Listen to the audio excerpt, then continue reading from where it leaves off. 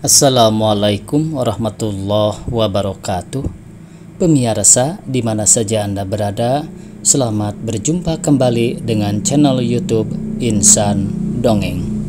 Pada malam ini saya Bang Elgi akan melanjutkan Dongeng Indonesia Surapati bagian ke-16. Terima kasih kepada semua subscriber yang selalu mengikutinya. Selamat mendengarkan.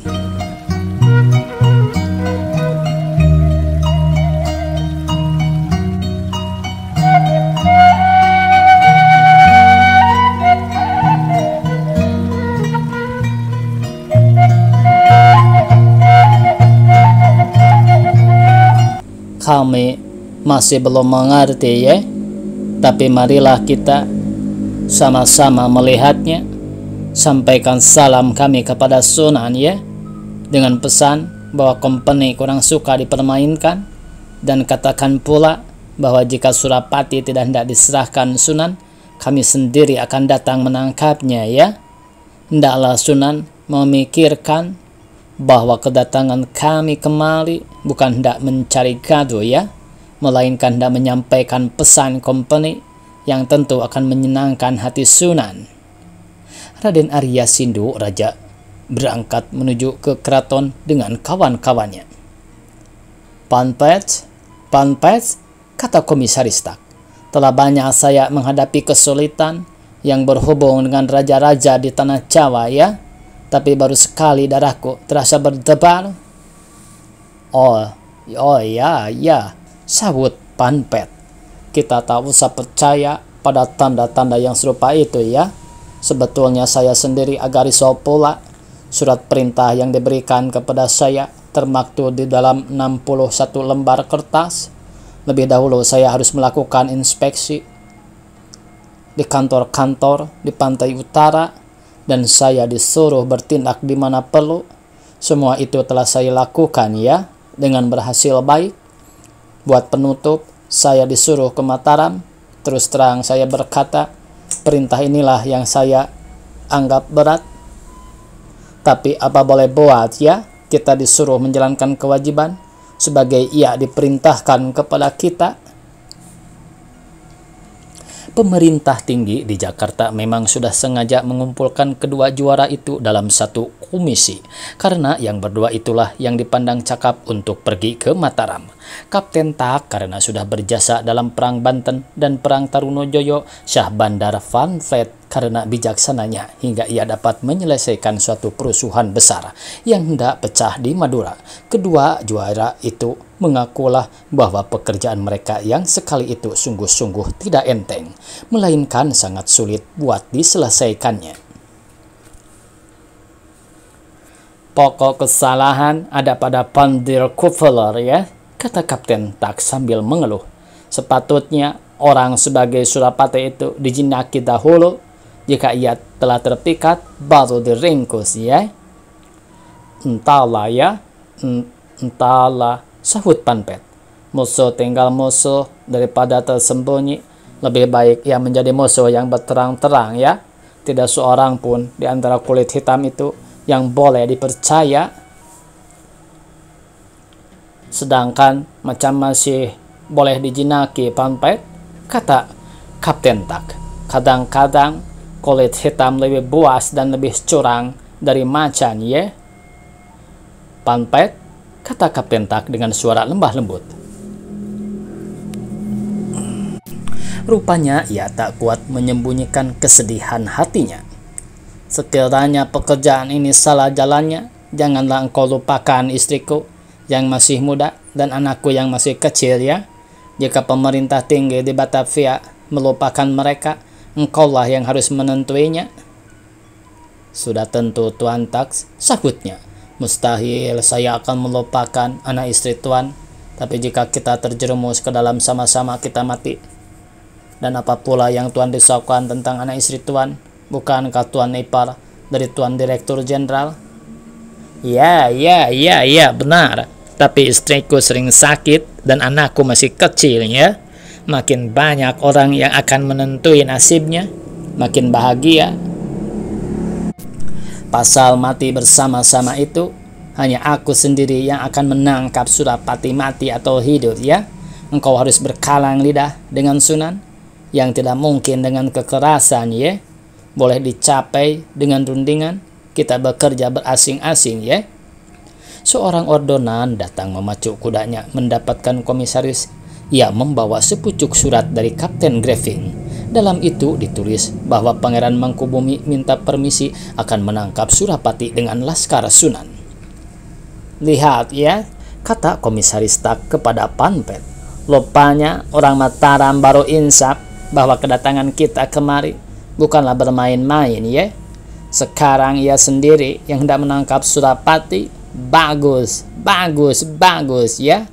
Sekalipun Surapati sudah tertangkap, masih banyak lagi dosa Sunan yang tidak menyenangkan hati company. Maka dibalasnya surat dari Greving dengan pendek. Isi suratnya hanyalah tidak keberatan. Baru saja ordonan terhindar, maka telah tiba pula beberapa orang pembesar keraton yang membawa pesan dari Sunan bahwa kedatangan Tuan Komisaris Tak dengan sekalian pengiringnya dinantikan di keraton. Baiklah, ya, sahut Komisaris Tak. Salam kami kepada Sunan, kami menantikan di pintu keraton, yes. Sampai Sunan menyerahkan Surapati ke tangan kami. Jika orang itu tidak diserahkan, mungkin timbul kesulitan, ye. Setelah utusan kembali pulang, Tuan Tak berpaling pada Panfet lalu berkata, bersiaplah, kita berangkat dengan seketika, ya.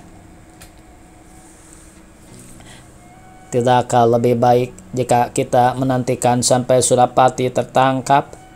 Tidak, aku telah bosan. Perkara ini telah direntang panjang. Buat menangkap seorang budak lari, tak usah kita memperbanyak bicara, ya. Maka bersiaplah mereka hendak berangkat ke keraton, meskipun kedua sahabat telah mengaku bahwa pekerjaan itu memang sangat sulit. Tetapi tak ada seorang yang menyangka bahwa di hari itu mereka tidak akan menyaksikan lagi matahari turun. Di dalam keraton, keadaan menjadi gaduh, masing-masing memperkatakan hal yang sedang berlaku dan mungkin akan terjadi. Suasana tambah genting, jelaslah bagi semua bahwa company telah datang dengan membawa hadiah di tangan kanan, tapi mengangkat pedang terhunus di tangan kiri, masing-masing bersedia menantikan segala kemungkinan. Yang tinggal tenang hanyalah Pangeran Mangkubumi. Segala yang akan terjadi telah diketahuinya lebih dahulu, dan tahu pula lah ia apa yang harus dilakukannya. Hatinya pun senang karena segala yang dicita-citakan dan dirancangnya adalah berhasil. Tak ada sesuatu yang mengecewakan hatinya.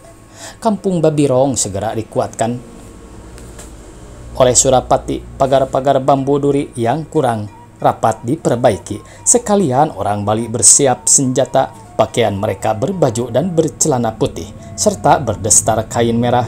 Masing-masing sedia hendak turun ke medan perang jika telah datang waktunya. Pangeran Sampang Cakraningrat, Bupati Madura, beserta beberapa orang Madura dan pembesar-pembesar lain, sampailah ke pintu kampung, lalu minta bertemu dengan Surapati. Dua orang Bali mengantar mereka masuk ke dalam. Surapati menyambut kedatangan mereka sebagai utusan dari Sri Sunan. Laskar yang hanya 140 orang jumlahnya berdiri mengelilinginya dengan lengkap bersenjata. Dengan senyum sapa, Surapati berkata, "Selamat datang, Pangeran. Silahkan kita duduk. Apakah titah Sri Sunan atas diri kami?" Setelah duduk, Pangeran Sampang menyahut, "Sri Sunan menyuruh kami datang mendapatkan Tuan dengan perintah supaya Tuan menyerah saja kepada company." "Buat apa?" "Buat meminta ampun. Persembahkan kepada Sri Sunan bahwa kami hanya akan menemui company jika bersama-sama dengan Sri Sunan, yaitu sebagai pengawal Sri Sunan, dan kami tidak akan keluar dari tempat ini jika belum ada perintah dari Sunan buat turun mengiringkan beliau ke benteng company. Kami sendiri beserta laskar kami nanti akan datang berkunjung ke benteng company. Sukakah Tuan menyertai?" Tidak. Kami bukan pengawal Pangeran Sampang, melainkan pengawal Sri Sunan Kerajaan Mataram," sahut Surapati. "Jika demikian, Tuan memaksa kami buat menyerang kampung ini dan menangkap Tuan buat diserahkan kepada company." Jika pangeran memang berkehendak supaya senjata kita akan bersilang, apa boleh buat, asal jangan datang dari pihak kami. Kami akan mempertahankan kemerdekaan kami, meskipun pangeran akan membawa seluruh Laskar Madura bersama-sama dengan Laskar Kompeni, sahut Surapati. Apa boleh buat, sahut Pangeran Sampang sambil bangkit dan keluar dari rumah Surapati dengan tidak hendak meninggalkan kata sepatah jua. Surapati pun bangkit dengan amarah, giginya menggertak, matanya menurutkan rombongan pangeran yang berangkat, kakinya menghentam-hentam tanah. Kiai Ebun datang menghampiri lalu berkata, "Istri tuanku, Raden Gusik menantikan kedatangan tuanku di dalam, karena ada pesan ayahnya yang harus tuanku ketahui dengan segera." Surapati masuk ke dalam mendapatkan istrinya. "Apakah bicara Adinda? Maka Kakanda diganggu dalam pekerjaan Kanda yang sepenting ini," kata Surapati. "Adinda berani mengganggu, karena yang hendak Adinda ceritakan ialah berhubung dengan pekerjaan Kakanda. Yang penting itu, Adinda mendapat pesan dari ayah yang Adinda harus sampaikan pada ketika ini juga." "Apa pesan ayah?" "Kanda harus mengetahui bahwa Sri Sunan masih tetap menganggap Kanda sebagai pengawal istimewanya." Heran, jika benar kata Adinda itu, apakah maksud Pangeran Sampang dengan ancamannya? 10.000 Laskar Mataram ditambah dengan 1.000 Laskar Madura telah mengepung kita di sekeliling kampung. Mana yang boleh kita percayai? Pangeran Sampang menyuruh Kanda memilih antara menyerahkan diri ke tangannya atau digempur, dibinasakannya. Kanda telah menantangnya buat menggempur saja. Itulah yang sebaik-baiknya, sebab tidak patut jika Kanda hendak mengalah. Hanya patut Kanda ketahui bahwa rakyat Mataram rata-rata ada di pihak kita. Sebenarnya lah Kanda tidak mengerti apa maksudnya dengan segala perintah yang telah disampaikan kepada Kanda. Yang satu bertentangan dengan yang lainnya. Yang Kanda percayai hanyalah ayahmu, Pangeran Mangkubumi, memang sesungguhnya hendak memerangi Kompeni, dan beliau sangat mengharapkan bantuan Kanda. Tapi pembesar-pembesar lainnya, apakah tidak lain pula maksudnya? Bukankah Pangeran Sampang telah berkata berterang kepada Kanda, menyerah atau hancur? Tidak mustahil Pangeran Sampang memang sebenarnya bermaksud hendak menangkap Kanda. Tapi boleh jadi juga ancaman yang dikeluarkannya di muka orang banyak itu hanya seolah-olah hendak mencuci tangan saja. Sebab antara orang-orang pengiring itu mungkin ada tercampur mata-mata Kompeni. Maklumlah Kanda, di dalam suasana yang serupa ini, banyaklah orang yang hendak melemparkan batu sambil bersembunyi tangan. Kata-kata yang dilahirkan di muka orang banyak harus disusunnya lebih dahulu, supaya musuh tidak mengetahui apa yang kita maksud sebenarnya. Sementara itu, kita akan tetap berhati-hati, sebab maksud Pangeran Cakraningrat yang sebenarnya belum kita ketahui. Sedang hati orang Madura belum dapat kita selami, maka sebaik-baiknya hendaklah Kanda mencari jalan keluar sambil menerobos Laskar Mataram. Sebab kita telah yakin bahwa di sana Kanda banyak menemui kawan.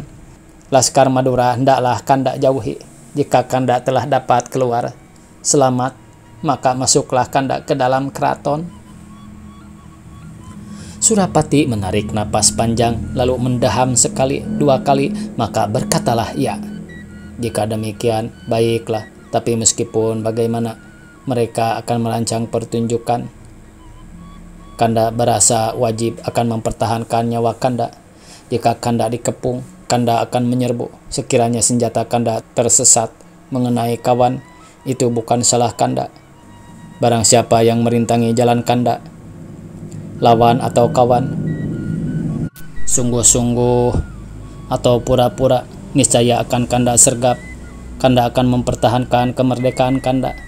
Di dalam keadaan yang serupa itu, amat sulit bagi Kanda akan membedakan lawan dengan kawan. Kanda akan mempertahankan kemerdekaan Kanda, tak hendak lagi kembali menjadi budak. Sudah tentu Kanda tidak mustahil jika akan jatuh korban 1-2 orang dari kedua belah pihak. Tapi apa boleh buat, hanya telah dipastikan bahwa diri Kanda sendiri akan banyak yang melindungi.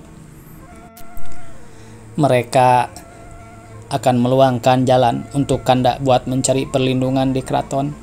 Tak ada sesuatu senjata yang akan dilekatkan dengan sengaja terhadap diri Kanda. Percayalah, Kanda berkata tak akan suka kembali lagi menjadi budak. Itulah kata-kata yang Adinda nantikan dari mulut Kanda. Kata itu kata pahlawan. Jangan diberi kesempatan kepada siapapun juga buat memperbudak Kanda secara dahulu. Berperanglah Kanda, berperanglah secara satria. Sambil berkata-kata itu, Raden Gusik membuka sebuah peti perak, lalu dikeluarkannya sebilah keris. Maka berkata pula lah ia, terimalah keris ini dari Adinda. Keris ini Kolomisani namanya. Dahulu adalah dipakai Tarunojoyo. Dipergunakan tatkala ia mengalahkan Sunan Mataram. Insya Allah, dengan senjata ini Kanda akan makin ditakuti orang di medan perang. Dengan segala khidmatnya, Surapati menerima keris itu dari istrinya setelah dijunjungnya di atas kepala, lalu disisipkannya pada pinggangnya. Berkatalah ia dengan hati terharu, terima kasih Adindaku.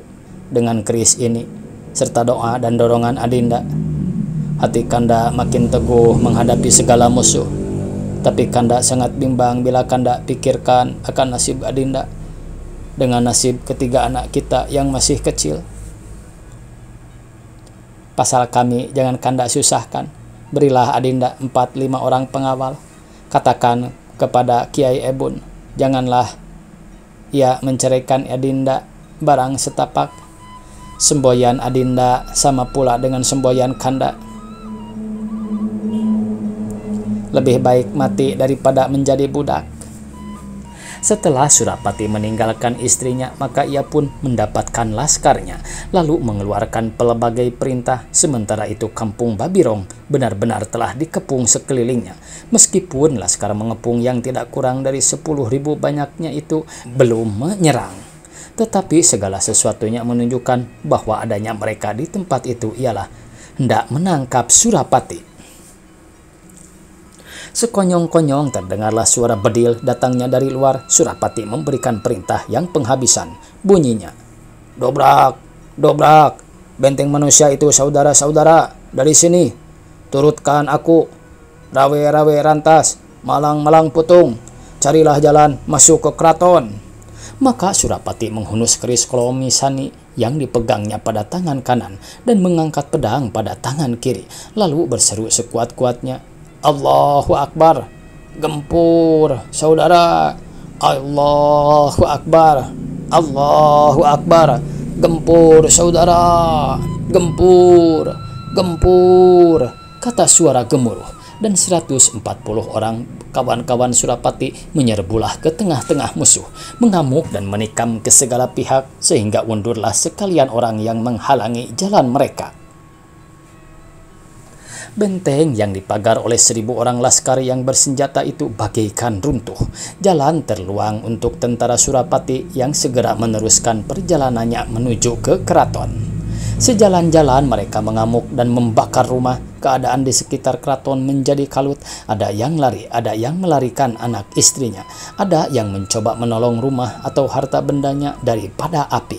Surapati dengan laskarnya dapatlah masuk ke dalam pintu gerbang keraton setelah membakar rumah-rumah yang ada di sebelah selatan.